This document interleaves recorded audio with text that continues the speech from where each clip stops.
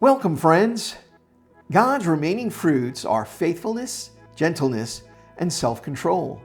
Let's focus today on gentleness. Our Father is a gentle God.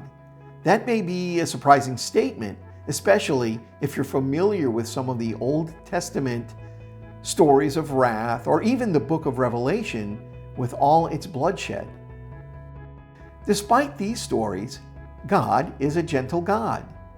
Now, either we deceive ourselves into believing there is no contradiction here, or we find a deeper meaning in all these depictions of fury. There is a better way to understand these biblical images of an exasperated God. There's no time to get into it here, but on Good Friday, April 7th, this book, The Box You Can Put God In, launches in paperback, audio, and Kindle. It will explain all this in detail. Look for more information concerning the launch in days ahead.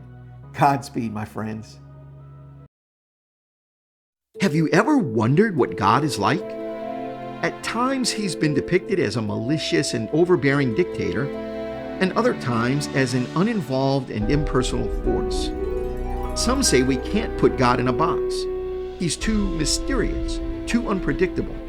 Sometimes it seems that the Bible has already placed God in the box of mystery and unpredictability. But if we connect all the dots the Bible presents, we actually can find the box that God fits into, and we might be very surprised when we clearly see the God who fits into that box.